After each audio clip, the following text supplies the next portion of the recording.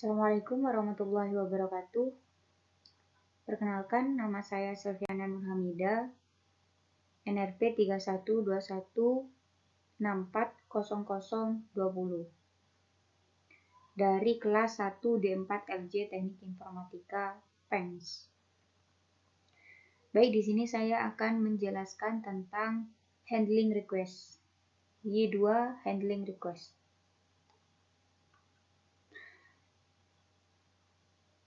Nah, jadi di sini untuk overview-nya, yang pertama di sini user melakukan load app config, kemudian melakukan run aplikasi. Nah, di sini di mana ketika saya akan memberikan contoh. Nah, ini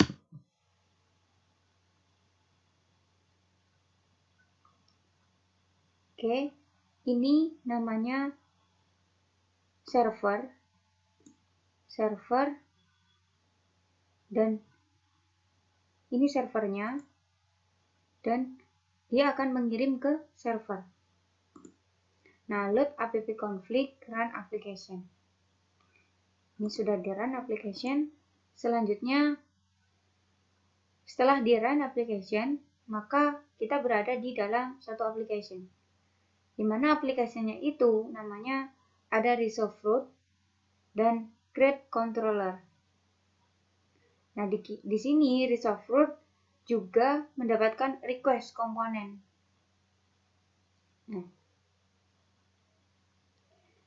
Nah, untuk mengetahui ini mendapatkan request,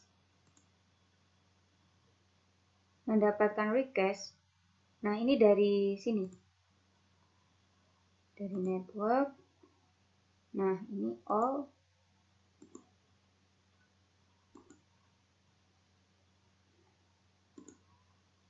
Nah, ini new web. Nah, ini ada headernya, juga ada request. Dia request, kemudian ada preview, dan ada responnya. Juga ada initiator timingnya. Dan ada juga timingnya. Nah, setelah itu, setelah di application, maka dia melakukan create controller. Create controller tersebut, jika sudah ada create controllernya, baru melakukan create action. Di mana create actionnya itu berupa view seperti update, delete, view, create data, di sini create action. Nah, setelah itu melakukan performance filter. Di filter, jika tidak, maka dia akan melakukan respon komponen dan langsung menampilkan ke usernya. Namun, jika performance filtersnya ini iya, maka dia melakukan action. Jadi, dia kalau misalnya tidak, performance filternya setelah diakses dia tidak memunculkan apa-apa, maka dia error atau false. False, dia akan menampilkan respon komponennya dan ditampilkan ke user. Namun, jika ada action atau jika ada performance filtersnya, jika iya, ya, maka actionnya akan memberikan load model. Nah, load model ini dari model yang biasanya dari database. Nah, ini sudah biasa. Kemudian dari load model ini, dari model, kemudian di load model, kemudian dilakukan render view. Render view sama view. Jadi di view, kemudian di render view, setelah itu ditampilkan respon komponennya. Setelah selesai, maka ditampilkanlah ke user. Itu overview dari handling request ini. Oke. Nah, proses request seperti yang saya jelaskan tadi.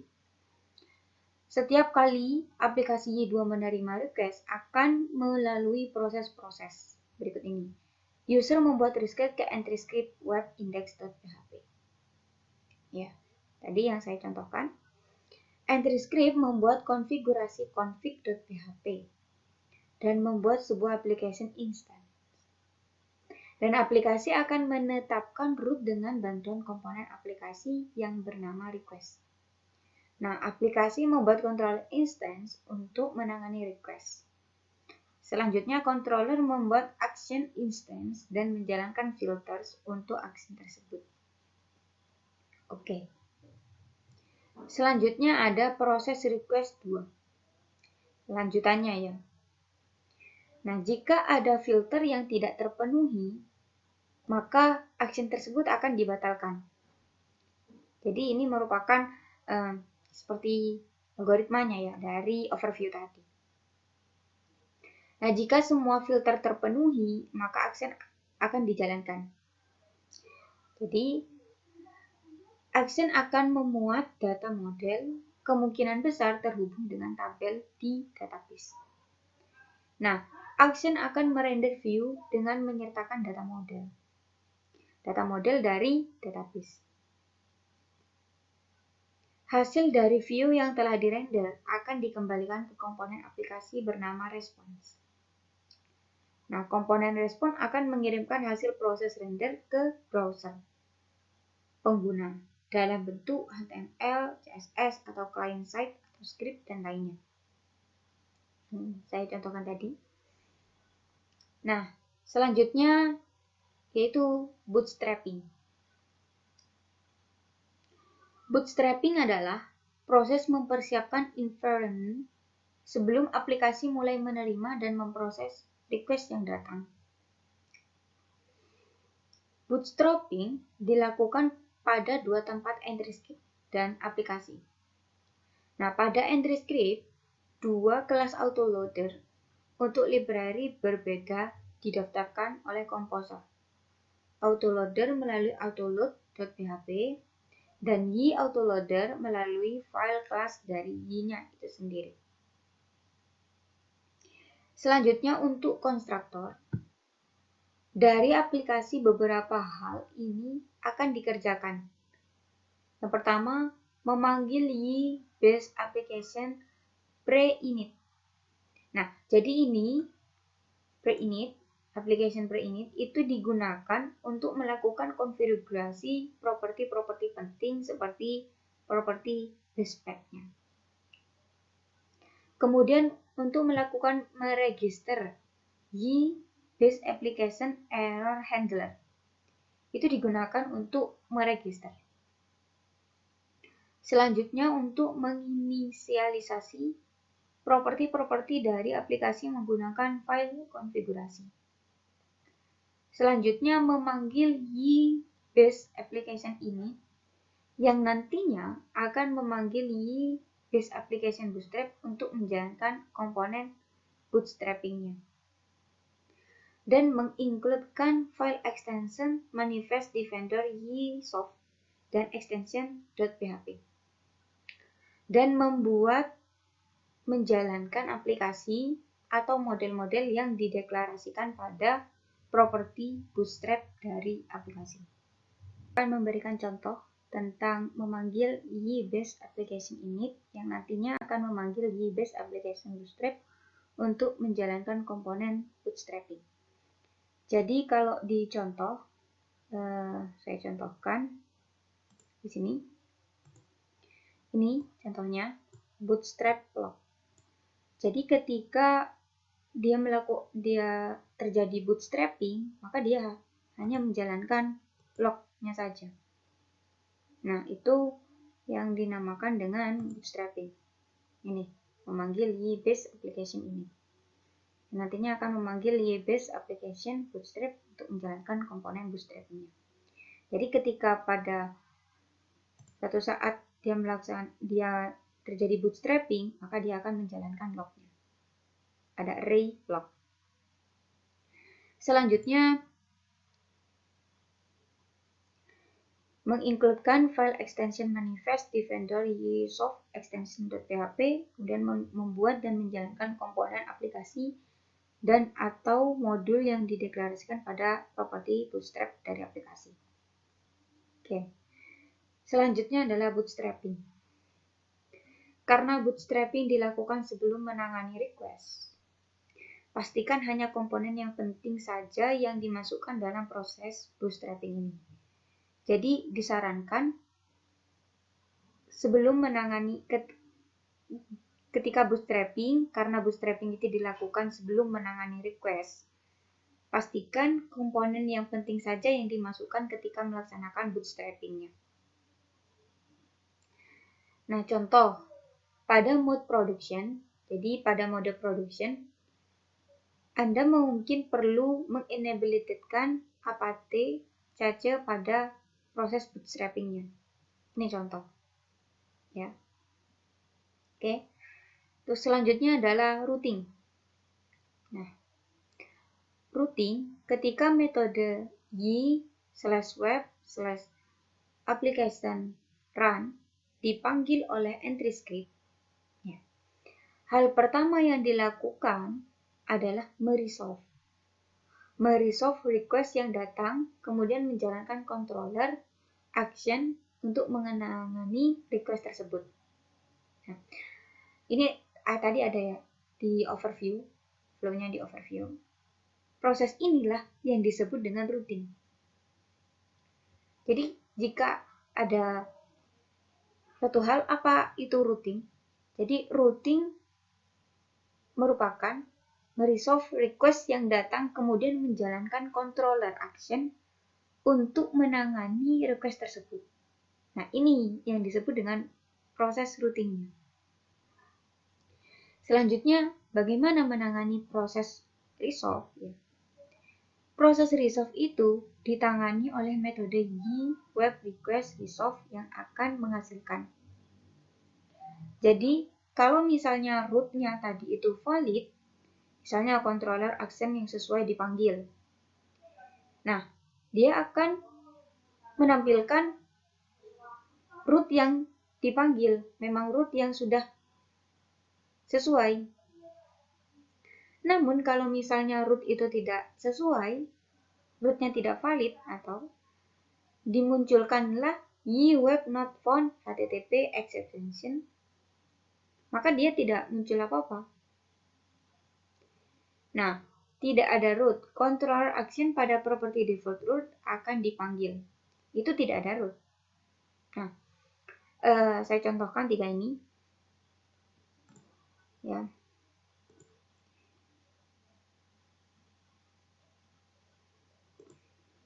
Root valid, controller action yang sesuai dipanggil. Ya. Jadi misalkan kalau di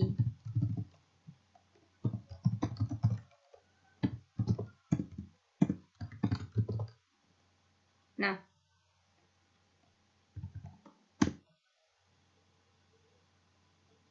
ini akan valid karena sesuai dengan yang akan kita panggil. Sesuai dengan ini akan valid. Rootnya akan valid karena memang sesuai dengan root yang ada pada saat kita melakukan routing. Selanjutnya, kalau misalnya root tidak valid, root yang tidak valid dimunculkan y/web/not/found http exception. Ya. Jadi ini root yang tidak valid, misalnya. Contohnya root yang tidak valid ini seperti ini.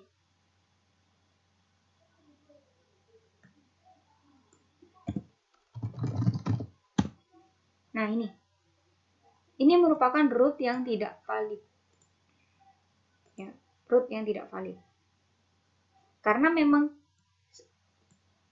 root seperti ini tidak ada. Ya. Itu contoh. Kalau tidak ada root, controller action pada property default root akan dipanggil. Nah, ini misalkan ini nggak ada root. Nah, terus ini sama dengan kayak kita manggil seperti ini.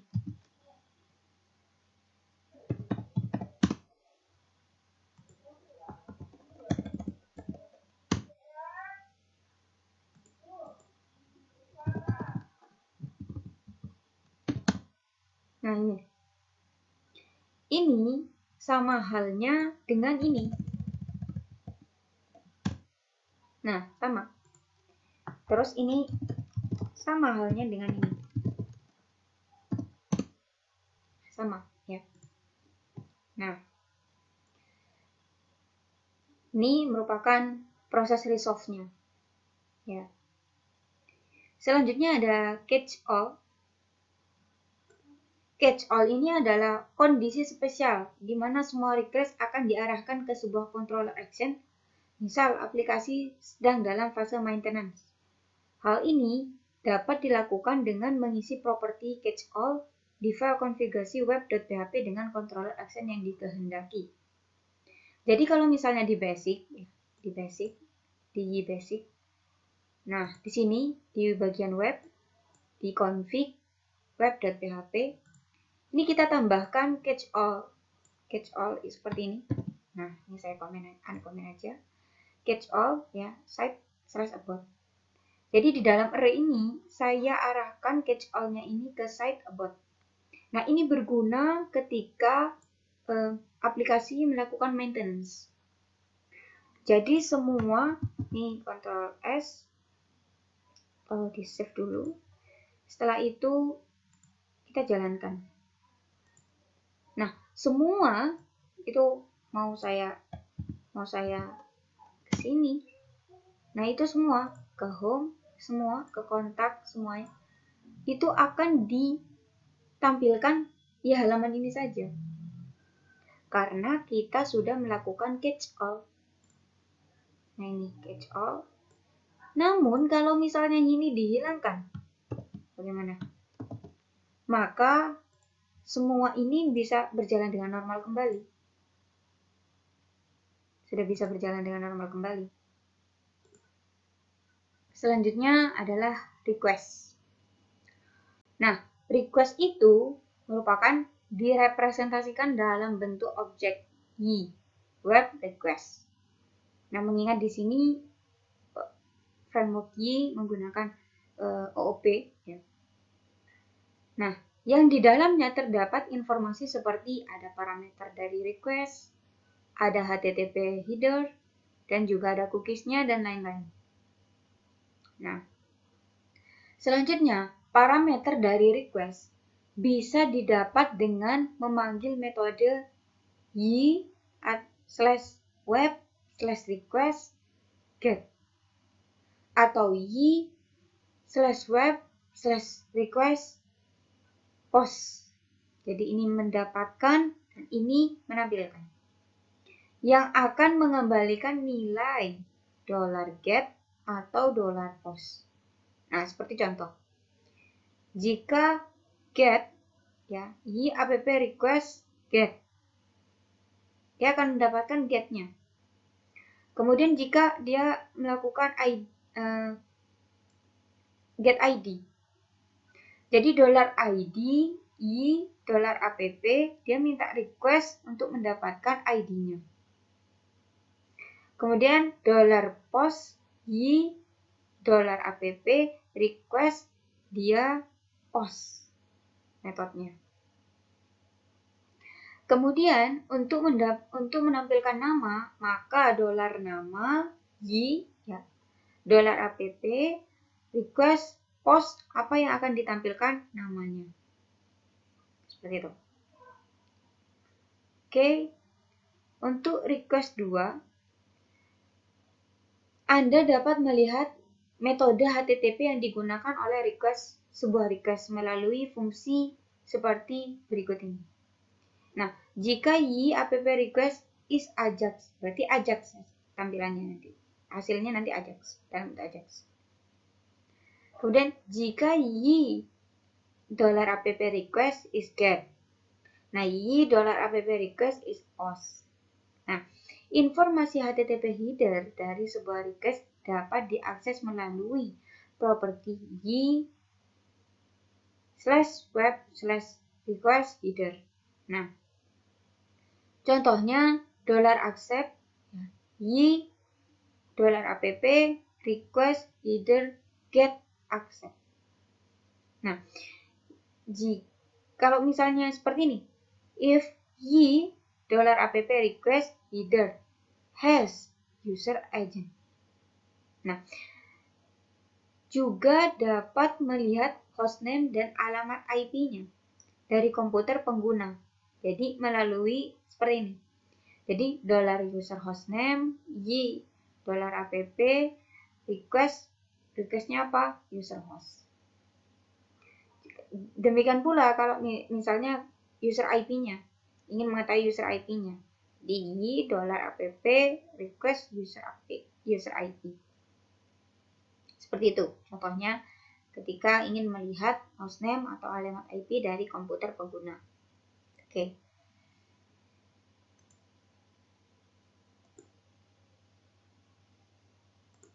Baik.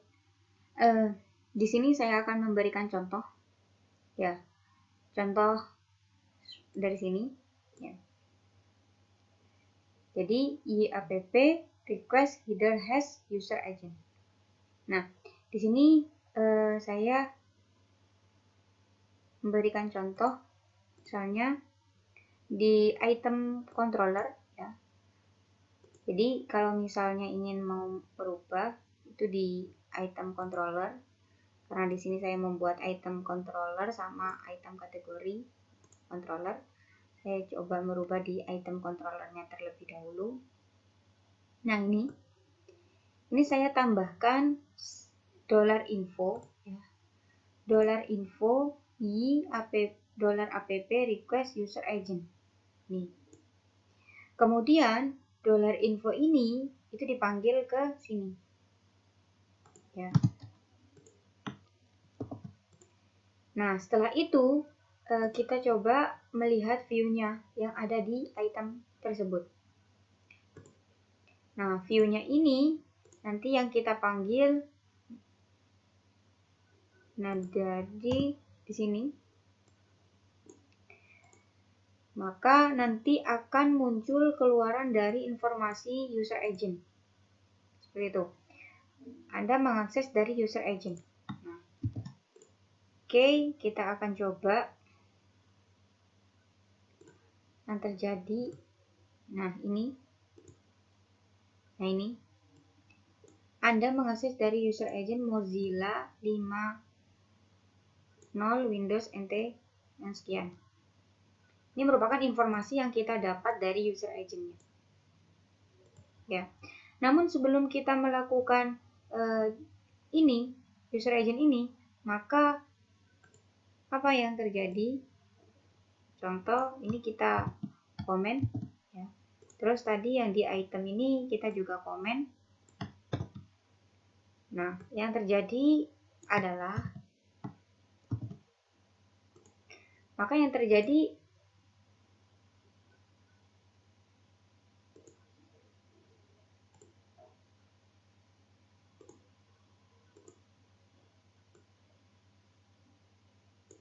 maaf, salah mengakses ini. Nah, ini. Maka yang terjadi adalah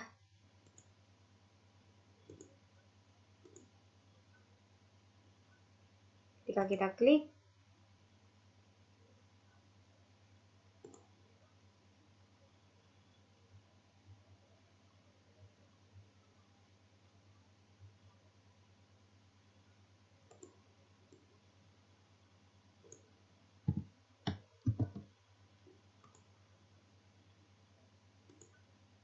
nah, seperti ini. Tidak ada user agent. Cuman routingnya di sini memberitahukan kalau dia ada di web item view ID-nya di 3. Cuman memberitahukan info seperti itu aja. Namun kalau kita menambahkan seperti tadi, misalkan user agent. Nah, kemudian di controllernya juga kita tambahkan informasi mengenai user agent. seperti ini, maka dia akan menampilkan seperti ini.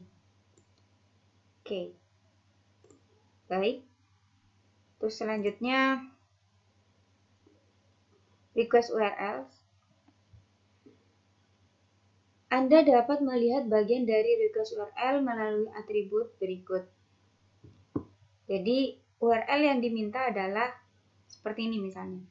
http example.com admin index php product id 9100. Ya.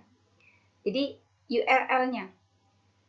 URL itu sendiri maka akan return itu mengembalikan nilai kemana? Ke admin /index.php /product id 100. Ya, which is the URL without the host info part. Ya, itu URL-nya. Bagaimana tentang absolute URL? Nah, dia akan melakukan return http example.com admin index.php product id sama dengan 100, which is the whole URL including the host info part. Jadi absolute URL-nya seperti ini. Absolute-nya. Ketetapan URL-nya. Ya, seperti itu ya. Jadi host info-nya apa? Host info-nya return http example.com which is the host info part of the URL. Jadi example.com ya, ini merupakan host infonya. Jadi path infonya apa? Ya, dia akan mengembalikan ke produk. Ini path infonya. Ini merupakan part infonya. Dia akan mengembalikan ke produk which is the part after the entry script and before the question mark, ya, query string. Dia merupakan query stringnya. Nah, query stringnya itu apa? ID sama dengan 100. Nah, ini. Returns ID sama dengan 100 which is the part after the question mark. Ada juga base URL-nya, returns admin which is the part after the host info and before the entry script name. Ini merupakan base URL-nya, admin. Script URL-nya apa? Admin /index.php. Yang mana URL tanpa path info dan query string. Ini merupakan script URL-nya, admin index.php. Itu script URL-nya. Server name-nya apa? Return example.com ini. Ini merupakan server name-nya. Nah, kalau misalnya tadi ini yang merupakan server name-nya. Contohnya ya, ini merupakan server name-nya. Ya. Server name, which is the host name in the URL. Nah, server port-nya apa? Returns 80. Dia akan mengembalikan nilai 80, itu merupakan server port-nya, which is the port used by the web server. Ya, oke. Selanjutnya adalah responses. Nah, setelah aplikasi selesai menangani sebuah request, objek Y web response akan dibuat dan dikirimkan ke pengguna. Nah, objek respon ini berisi informasi seperti HTTP status code, HTTP headers, dan body. Nah, untuk menambahkan informasi pada HTTP header dapat Anda lakukan dengan memanipulasi properti y/web/respon sama dengan headers. Contohnya ya seperti ini, di bawah ini. Ada header, kemudian dia menambahkan respon headernya, dan dia menambahkan header exciting break. My header will not be overwritten. Ya. Dia juga menambahkan no cache. Ya. Dia akan menambahkan no cache, kemudian dia akan menyisipkan pragma no cache-nya. Nah, pada kasus-kasus sederhana ini, kita tidak perlu melakukan perubahan atau penambahan pada objek respons ini. Nah, aplikasi Y sudah membuat objek ini secara otomatis melalui return value dari controller action. Nah, ini. ini merupakan pembuatan objeknya secara otomatis. Ya, ini controller actionnya. Jadi ada action index, ada action create, ada action delete, ada action update. Ya, itu dibuat secara otomatis oleh Y itu sendiri, oleh controller actionnya. Ya, pada saat membuat controller, maka dia akan ke create kayak action index, action edit, action create, action view, ya. Selanjutnya merupakan sessions and cookie dan cookie. Pada PHP murni, session dan cookie dapat diakses melalui variabel global $session dan $cookie. Ya. Pada Y, session dan cookie dikelola dalam sebuah objek kelas yang dapat diakses melalui variabel. Nah, untuk session dapat diakses melalui Y $app session. Nah, untuk cookie dapat diakses melalui $app ya, use Y, nanti diimport di atasnya use Y sama dengan $app request cookie atau response cookie. Kenapa kalau misalnya tidak menggunakan Y ini nanti error? Iya, nanti akan error. Karena kenapa? Karena ini memang dari Y. Kalau tidak menggunakan use Y, tidak mengimport use Y di atasnya, maka error. Ya. Nah, di sini contohnya. $session, Y, $app, maka apa yang diminta session? Nah, dia akan mendapatkan session variabelnya dengan usage are equivalent. Jadi, language, bahasa session get language. Dia akan mendapatkan bahasa session-nya. Kemudian ini dalam bentuk array-nya. $language, $session, language yang didapatkan. Selanjutnya, set a session variable the following usage, ya, are equivalent. Nah, $language, session get language. Nah, di sini $language, session language juga dalam bentuk array. Ya.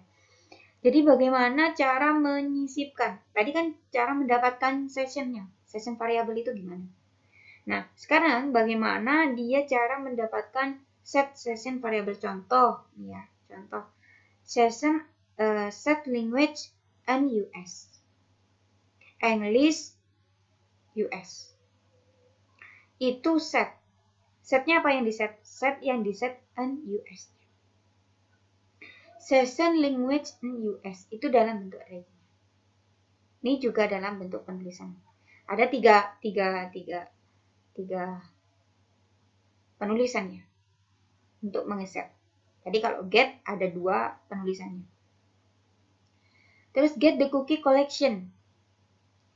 Jadi untuk mengeget cookie itu cookie Y $app request cookies. Cuman ada 1 penulisannya. Nah, di sini untuk mendapatkan language cookie value, jika cookie tidak ada, maka dia akan melakukan return and dan as the default value. Jadi dia language $language cookie-nya dia akan mendapatkan value berupa bahasa Inggrisnya ini. Nah, yang diset kan bahasa Inggris, yang didapatkan kan nanti bahasa Inggris. Kemudian bagaimana cara menambahkan cookie? Nah, cara menambahkan cookie itu sama dengan contoh seperti ini code-nya. Jadi $cookie $app respon cookies, $cookies menambahkan new Y web cookie Y /web /cookie, ada name-nya apa? Language, value-nya apa? ZHCN. Maka ditutup oleh Oke, baik. Di sini untuk latihannya, buat tabel statistik di database yang memiliki kolom seperti pada gambar di samping. Jadi, ada tabelnya ini namanya ya seperti ini. ada fieldnya, ada ID, access time, user IP, user host, path info, query string. Ya, seperti tadi yang saya jelaskan ya. Lalu kemudian buat model di aplikasi Anda, namanya tabel statistik. Cuman model aja. Ya. Kemudian tambahkan proses untuk mencatat informasi waktu akses pengguna, nama komputer pengguna, path info, dan query string dari request yang dilakukan oleh pengguna pada root item index dan item view dari aplikasi Anda. Jadi untuk yang create, untuk yang delete itu nggak usah mendapatkan informasi. Namun ketika user mengeklik item index, maka dia harus mendapatkan informasi. Seperti itu aja. Nah, buat model di aplikasi, jadi tidak usah membuat controller, cukup modelnya saja. Oke, baik. Sekian dan terima kasih dari saya. Kurang lebihnya untuk penjelasan yang saya berikan, mohon maaf dan semoga bermanfaat. Wabillahi taufik wal hidayah. Wassalamualaikum warahmatullahi wabarakatuh.